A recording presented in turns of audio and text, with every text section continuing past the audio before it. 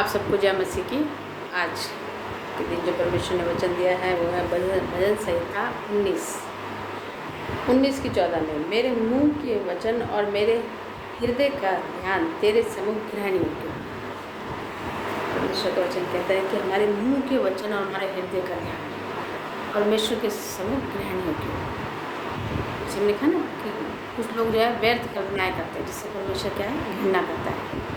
और कई बार हम अपने मुंह से ऐसे शब्दों को निकाल देते हैं, ज़्यादातर हम लोग ऐसे शब्दों को अपने मुंह से निकालते हैं जिससे परमेश्वर क्या होता है, क्रोधित हो जाता है।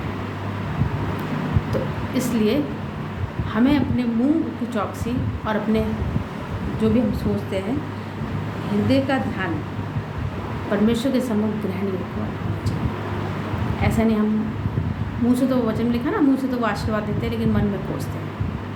हमें ऐसा नहीं करना। अगर हम मुंह से किसी को आशीर्वाद दे रहे हैं, मुंह से खुश हैं हम किसी की उन्नति पे, उसकी ब्लेसिंग पे, तो हमें अंदर से भी खुश होना है। ये नहीं कि अंदर से तो हम उसके गिरने का इंतज़ार कर रहे हैं और ऊपर से हम उसको खुश होने का आशीर्वाद दे रहे हैं। क्योंकि परमेश्वर तो देखो मन का ज्ञाता है ना। वो हमारे ऊपर ही रंग रूप को नहीं देखता कभी। हम ऊपर से चाहे कितनी मीठी बातें बोलें, चाहे कितने भी अच्छा हम दिखाएं अपने आप को कि हम तो बहुत अच्छे हैं, हम तो प्रभु में बहुत हैं, हम तो सबका भला चाहते हैं। लेकिन अंदर से जब कोई थोड़ी सी भी तरक्की करता है तो हमें नींद नहीं आती, ये सोच के उसके बच्चे इतनी तरक्की कर रहे हैं और मेरा बच्चा अभी तक ऐसी है। मैं तो इतनी दुआएँ भी करती हूँ, इतनी प्रार्थना भी करती हूँ। भाई लोग सोचते हैं भाई वो तो इतना कम पढ़ा लिखा, उसको तो अच्छी जॉब मिल गई, मैं इतना पढ़ा लिखा हूँ, धक्के खा रहा हूँ, जबकि मैं तो उपवास भी रखता हूँ, प्रार्थना भी करता हूँ, है ना।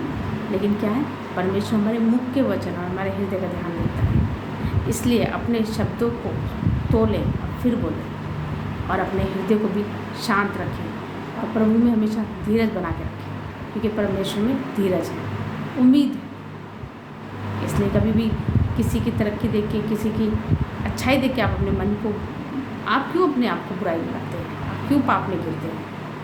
आप अगर उदास होंगे तब भी उसका नहीं जाएगा, आप अगर खुश होंगे लेकिन वो ब्लेसिंग से बढ़कर एक दिन आपको मिल जाएगी, है ना।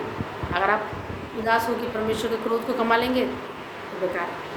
इसलिए दूसरों की तरक्की में खुश होना सीखिए, अपने मुंह की चौकसी कीजिए, अपने हृदय का ध्यान परमेश्वर की ओर बनाइए। और जब प्रार्थना करें तो यही करें कि प्रभु मेरे मुंह की चौकसी कर, इससे कोई व्यर्थ बातें नहीं, मेरे दिल दिमाग पे तेरा कब्जा हो, ताकि मैं कुछ गलत ना सोचूं, जब भी सोचो अपने प्रभु के बारे में सोचो। जय मसीह।